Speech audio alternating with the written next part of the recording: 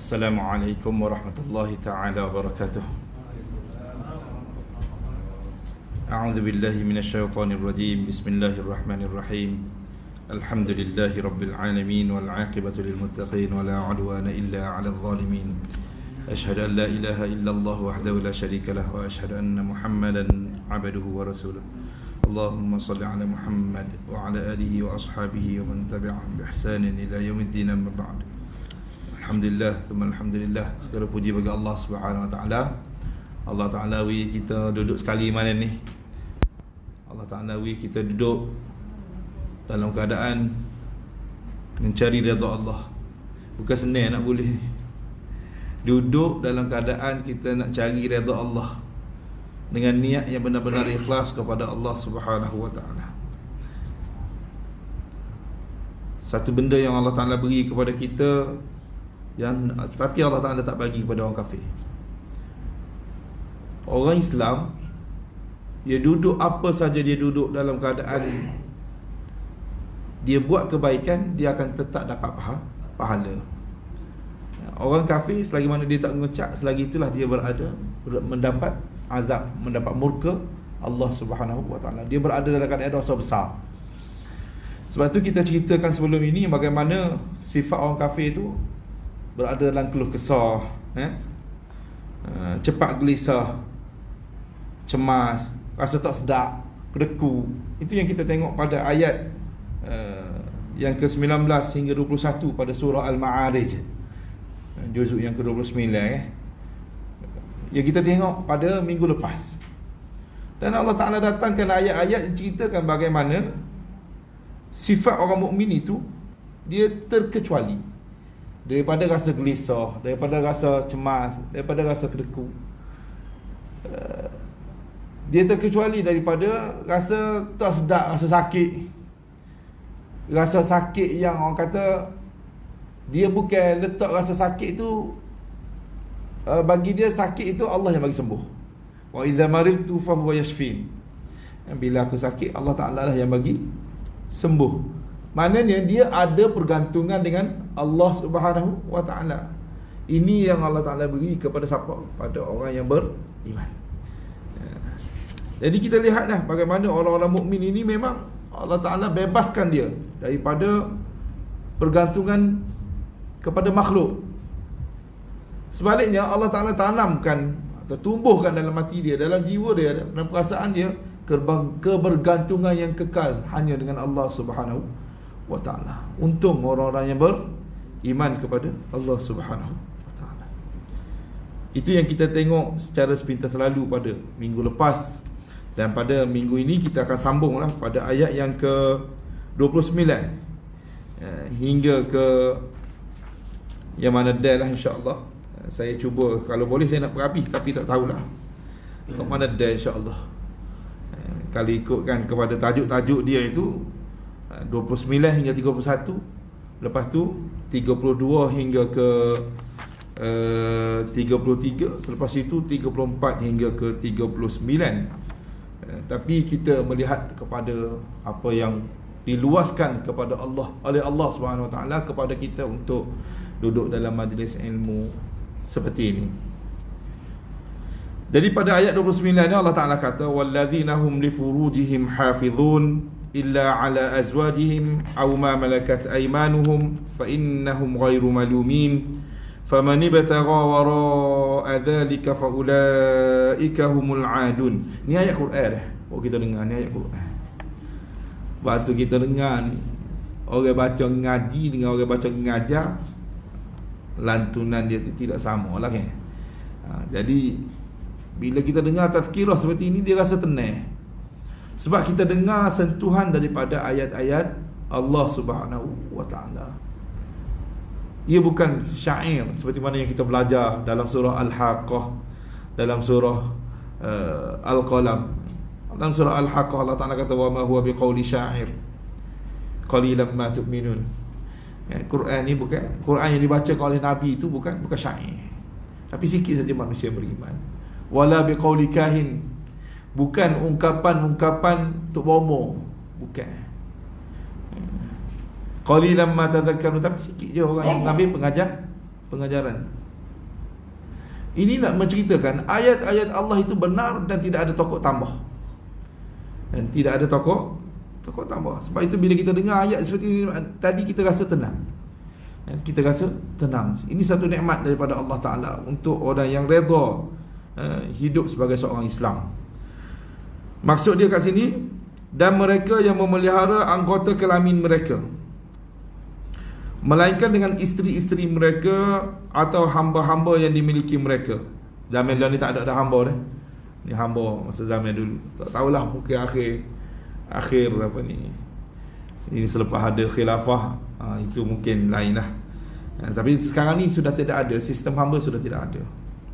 Maka sesungguhnya mereka tidak tercela. Oleh itu siapa yang mencari kenikmatan seks melebihi batas itu, maka mereka adalah pelampau-pelampau. Jadi ayat sini sebenarnya nak saran. Ayat di sini nak royak, nak cerita kepada kita bagaimana orang Islam ni sebenarnya bersih. Dan Islam tu sendiri dia nak supaya masyarakat ini suci. Tidak ada kotor. Tak ada kotor.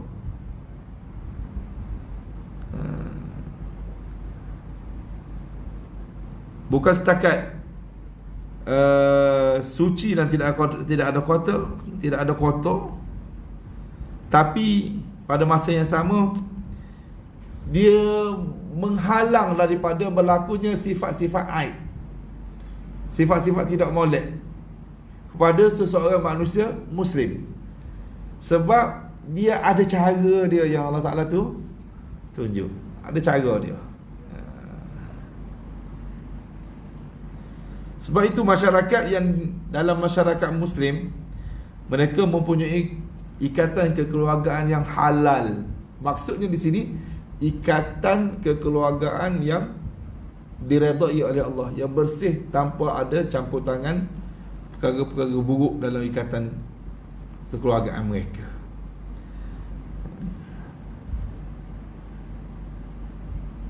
Contohnya dikata kat sini, setiap anak dia kenal ayah dia. Setiap anak dia kenal ayah dia.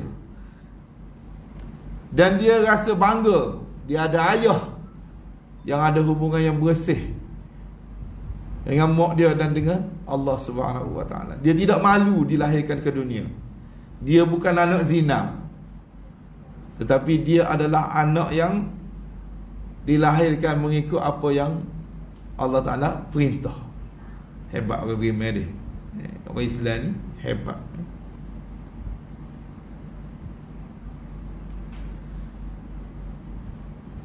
Dia tidak malu dilahirkan ke dunia ni bukan sebab tak ada rasa malu pada muka dia, tidak. Ni tafsir dia lah, hamba baca sikit. Bukan sebab dia tak ada rasa malu, bukan. Bukan sebab hati dia je ni kerah pedah, tak rasa berapa dah. Tak, bukan sebab tu. Tapi dia kata sini ialah disebabkan hubungan kelamin dalam masyarakat itu dilakukan dengan asas yang suci, terang, terikat dalam hubungan perkahwinan yang panjang masanya. Dan tujuan berkahwin itu adalah untuk memenuhi kewajipan insaniahnya, kemanusiaannya dan kewajipan kemasyarakatan. Bukan semata-mata untuk memuaskan hawa nafsu, kebinatangan dan keinginan seks. Di sini nak ceritanya bagaimana orang yang beriman kepada Allah Subhanahu Wa Taala ditunjuk cara oleh Allah melalui wahyu bagaimana mereka nak jaga hubungan mereka dengan ataupun keterikatan kekeluargaan yang sah, yang halal. Sebab itu Allah Ta'ala kata wallazina hum li furujihim hafizun illa ala azwajihim aw ma malakat aymanuhum fa innahum ghairu malumin faman ibtagha wara'a dhalika fa ulaika humul adun. Dan mereka yang memelihara anggota kelamin mereka, kalau istilah mudah agak tak baca koksi, melainkan dengan isteri-isteri mereka. Isteri-isteri mereka makna orang jatah boleh nikah pak, setakat tu je, tak boleh lebih. Kecuali bini, seorang bini antara 3-4 orang bini tu mati, dia nak tambah seorang lagi, boleh lah. Tapi dalam satu masa dia boleh nikah setakat 4 sahaja. Kau mana buat tu, doa banyak-banyak biar zuriat ramah, zuriat yang alim ulama, zuriat yang ngaji Quran, yang makmurkan muka bumi ini dengan perkara-perkara yang dikehendaki oleh Allah dan diredai oleh Allah Subhanahu wa taala. Nabi suka dengan umatnya yang ramai. Dan mereka yang memelihara anggota kelamin mereka, melainkan dengan isteri-isteri mereka atau hamba-hamba yang dimiliki mereka. Zaman ni tak ada dah lah hamba dah. Maka sesungguhnya mereka tidak tercela. Jadi sebab mereka tidak berzina. Kalau di negara saya dengar ada, ketika saya duduk bersama dengan para ustaz pagi tadi, mereka menceritakan bagaimana di Jepun, di China, kita bawa je gambar orang kita kenal, dia boleh bentuk patung berdasarkan kepada gambar tu. Jadi orang tu zina dengan patung.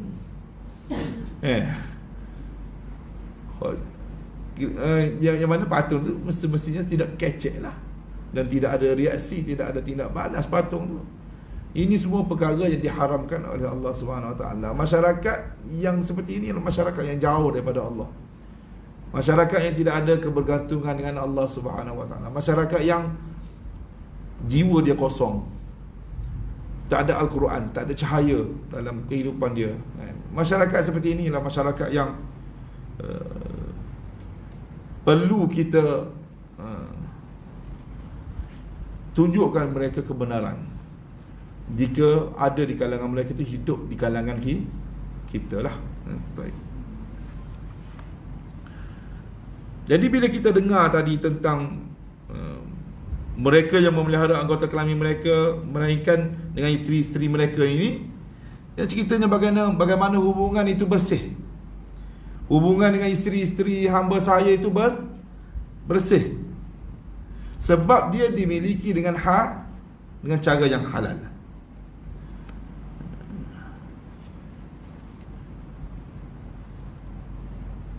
Sebab itu dalam perhubungan kelamin di antara suami dengan isteri, dia dapat pahala.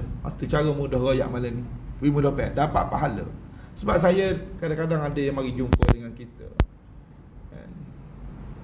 dia rasa macam rasa macam cemar perhubungan di antara suami isteri.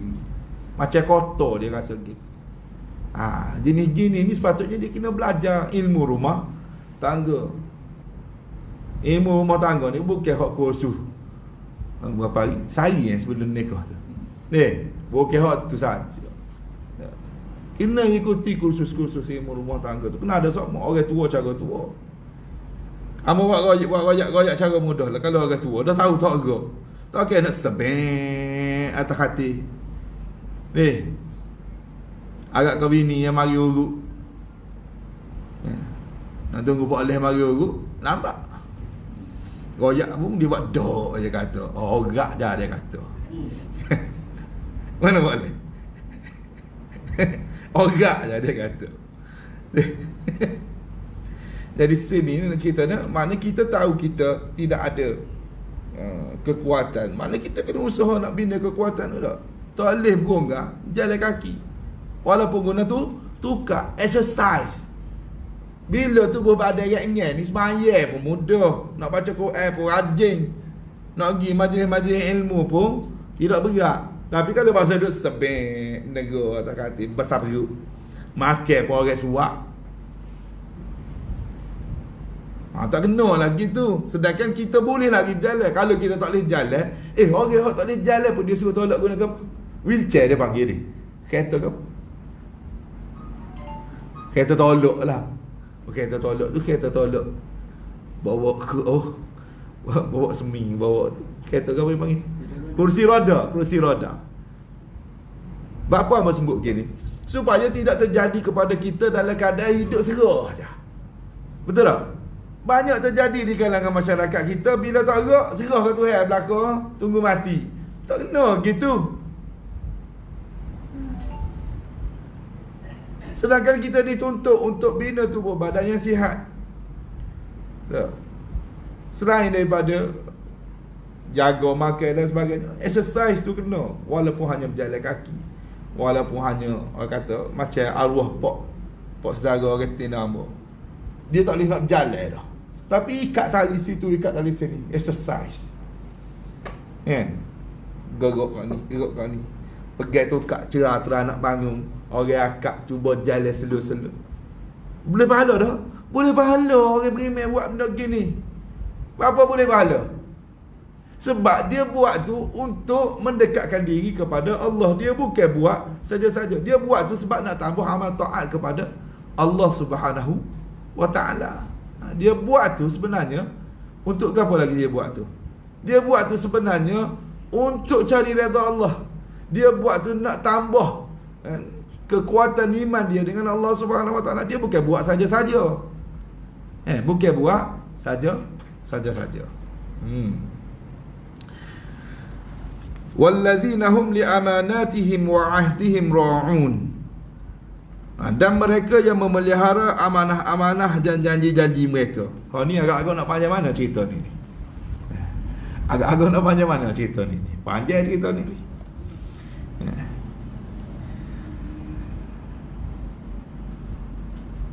Rasulullah terkenal dengan Al-Amin, orang yang cukup amanah. Amanah pada apa yang diberikan. Masyarakat kan, masyarakat Quraisy Mekah ketika itu percaya kepada dia untuk simpan barang ke, simpan harta ke, simpan dinar ke, simpan emas ke, dia boleh simpan. Dan dia bila masa orang perlu balik, dia hantar balik, dia beri balik, macam bank lah. Cukup amanah. Jadi orang beriman ni dia kena ikut contoh Rasulullah sallallahu alaihi wasallam. Tetapi bila sebut amanah ni kita nampak macam ayat saat ni lah. Tetapi yang dikehendaki pada ayat ini ialah cerita bagaimana Allah Ta'ala pernah tawarkan amanah ini. Amanah untuk tanggung akidah Islam ini, untuk pikul amanah ini. Allah Ta'ala tawar pada siapa?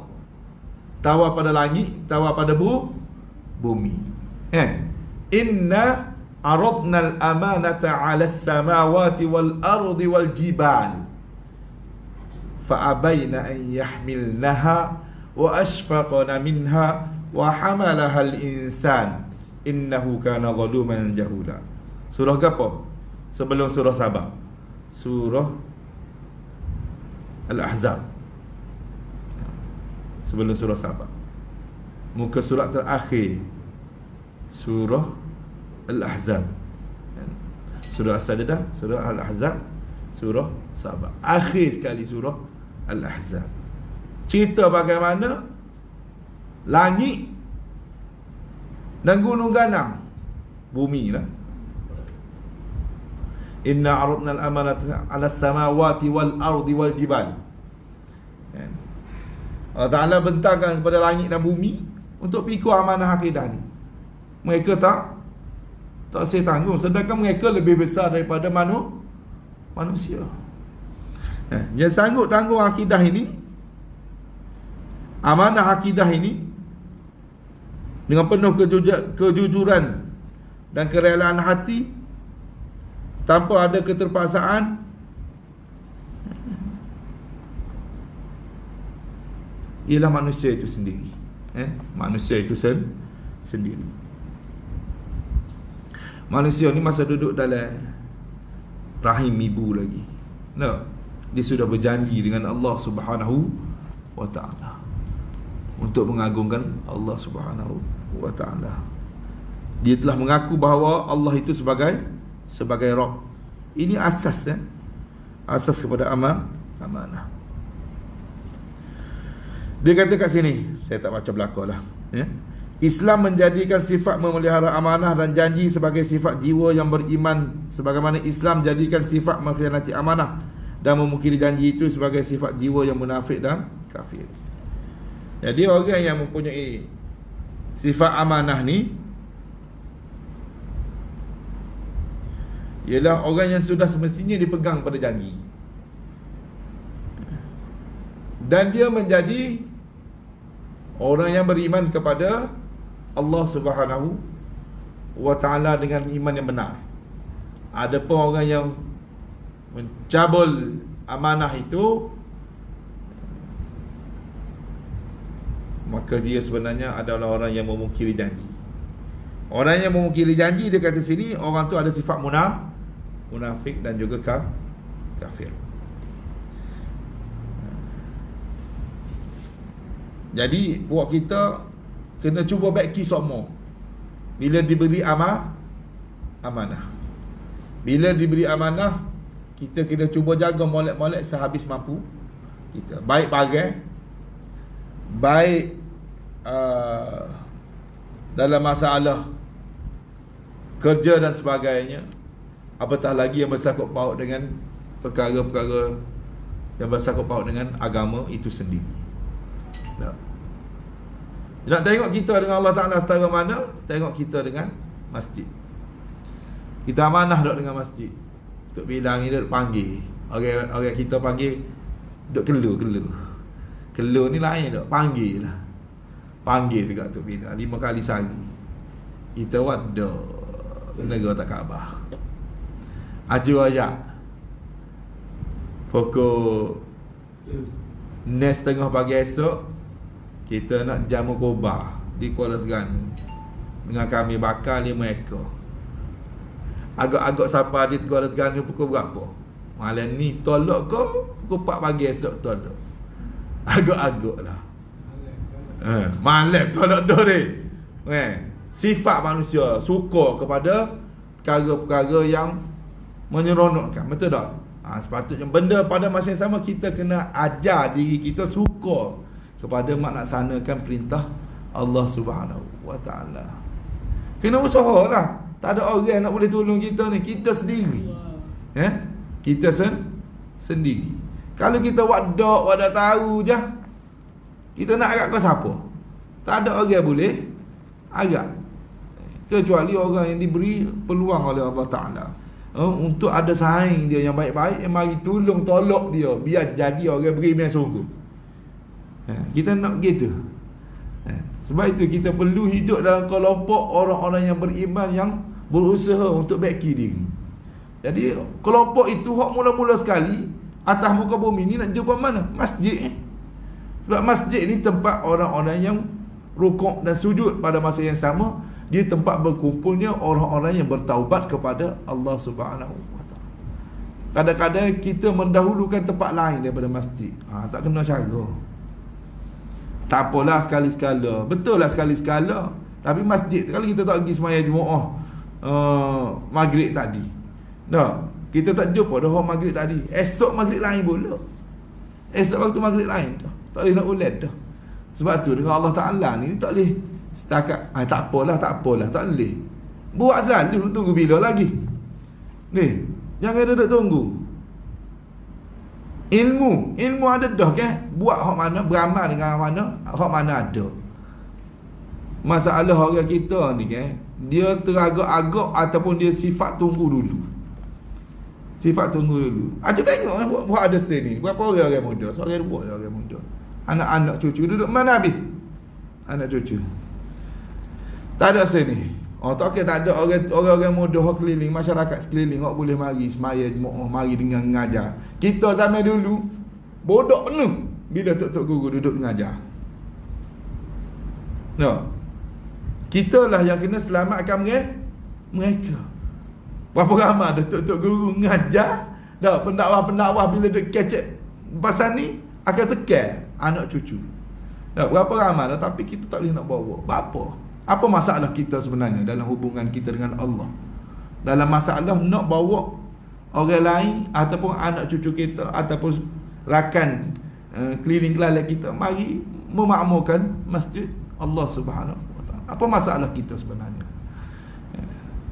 Kita kena muhasabah. Hamba kalau buat mengajar ni, hamba tak suka mengajar. Kalau baca perhabis, lepas tu tak ada muhasabah, tak ada beda. Kita muhasabah ni untuk hamba sekali dan untuk mana dengar. Dan tu siapa? Muhasabah seperti ini ialah untuk kita bagi tazkiyah di nufus.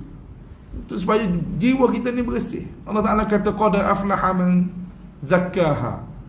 Sesungguhnya berjayalah orang yang bersihkan jiwa dia. Wa qad khaba man dassaha. Kotor, rugilah orang yang mengotorkan dia punya jiwa dia. Fa alhamaha fujuraha wa taqwaha. Ayat yang sebelum qad aflaha man zakkaha wa qad khaba man dassaha. Ayat sebelum qad aflaha man zakkaha fa alhamaha fujuraha wa taqwaha. Allah Ta'ala yang beri ilham kepada jiwa itu, sama ada dia nak buat benda fujur, benda derhaka, ataupun benda takwa. Kalau kita nak selamat, dunia kita selamat, akhirat kita selamat, kita mesti selamatkan diri kita dan mereka yang bersama dengan kita. Mereka yang bersama kita ni anak cucu kita, masyarakat keliling kelalaian kita. Selamatkan mereka daripada hanyut dengan dunia seperti mana kita selamatkan diri kita daripada hanyut dengan dunia. Kalau kita pergi kaji balik banyak, jauh benar dah kita ni. Jauh benar dah kita dengan Allah Subhanahu Wa Taala, sampai banyak benda terabai yang kita abaikan, yang kita tak buat. Tanggungjawab yang telah dibuat oleh Rasulullah dan sahabat-sahabat dulu, banyak kita tak buat. Ni benda-benda gini, bukan nak marah ni, royak. Bunyi marah tu makna nafsu dalam hati. Ambil iktibar lah benda-benda gini. Ambil iktibar. Payah sebenarnya. Kalau kita tak sama kuat menguatkan benda ni, siapa yang nak menguatkan umat ni? Apa agenda kita untuk bangkitkan umat ini, untuk bangunkan umat ini dengan kefahaman Islam sebenar? Kalau tidak mengaji agama macam ni, kuliah maghrib ke, ataupun duduk dalam majlis-majlis ilmu dan sebagainya, macam mana mereka nak bertambah ilmu agama? Hak baca kat Facebook, kat Telegram, kat WhatsApp, geruk apa, hak tu alat bantu. Hak ngaji gini ni kita nak. Kita nak supaya umat ini dia bangun dalam keadaan mereka faham ilmu yang mereka dapat tu. Faham berdasarkan kepada Al-Quran dan sunnah Rasul sallallahu alaihi wasallam dan sunnah sahabat radhiyallahu taala anhum ajma'in, dan merujuk kepada kitab-kitab muktabar para alim ulama. Lah ni orang tak baca kitab dah lah ni. Orang tak baca dah kitab. Semua benda nak baca kat Telegram, kat WhatsApp. Itu alat bantu. Boleh baca, boleh rujuk. Betul lah, tak salah. Malah kena rujuk, kan? Tapi kitab-kitab banyak tu yang ditulis oleh ulama-ulama dulu, yang disusun, kitab hadis disusun oleh Imam Bukhari, Imam Muslim, Imam Tirmizi dan sebagainya. Kitab-kitab yang ditulis oleh ataupun dikarang oleh Syekh Daud Al-Fattani. Kitab-kitab yang terlalu banyak ini, siapa nak baca? Ataupun kita nak biar duduk di kedai-kedai buku dan juga di perpustakaan rumah kita saja. Kalau kita tak bangkitkan umat ini dengan belajar ilmu seperti ini, macam mana mereka nak faham Al-Quran macam yang kita dengar macam ni, malam ni, kan? Jadi inilah yang kita kena ambil cakna.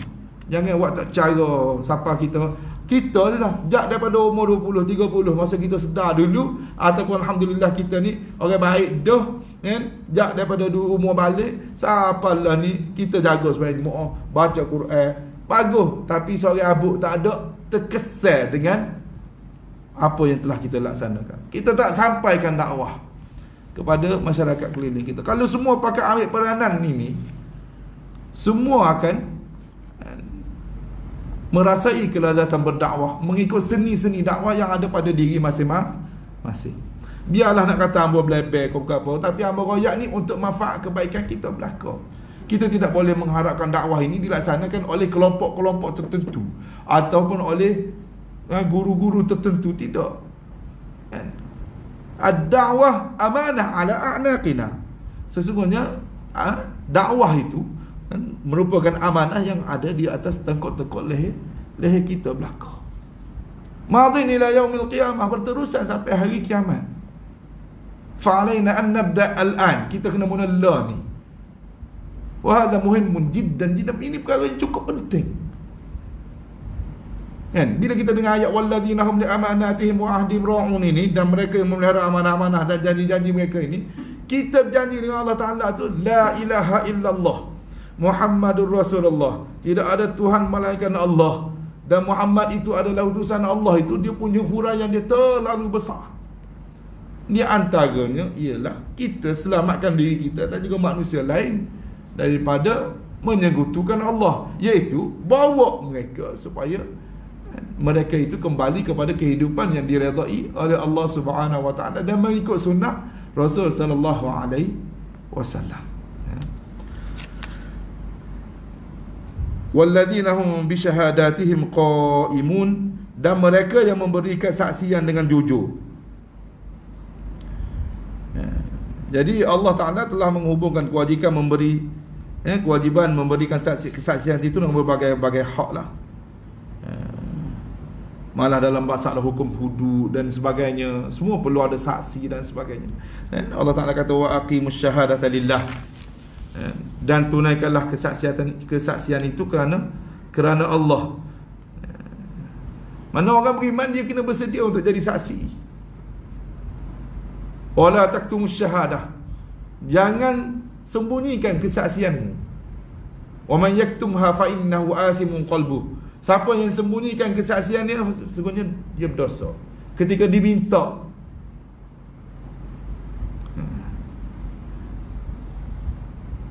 Jadi di sini dia kata kat sini, orang mukmin itu dia kena bersedia untuk menjadi saksi. Dan dia adalah merupakan amanah yang wajib dipelihara.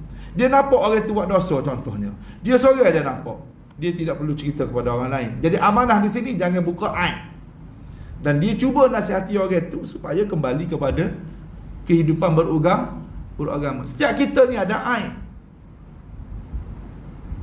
Tapi man satara aiban muslima fasatarallahu lahu fid dunya wal akhirah, atau kama qala alaihi salatu wasallam. Siapa yang menutup keaiban seorang muslim, Allah Taala akan tutup keaiban dia di dunia dan akhirat. Itu juga di antara amanah di antara kita dengan manusia. Amanah kita dengan kelompok-kelompok yang kita bersama dengan mereka, kumpulan-kumpulan yang kita bersama dengan mereka.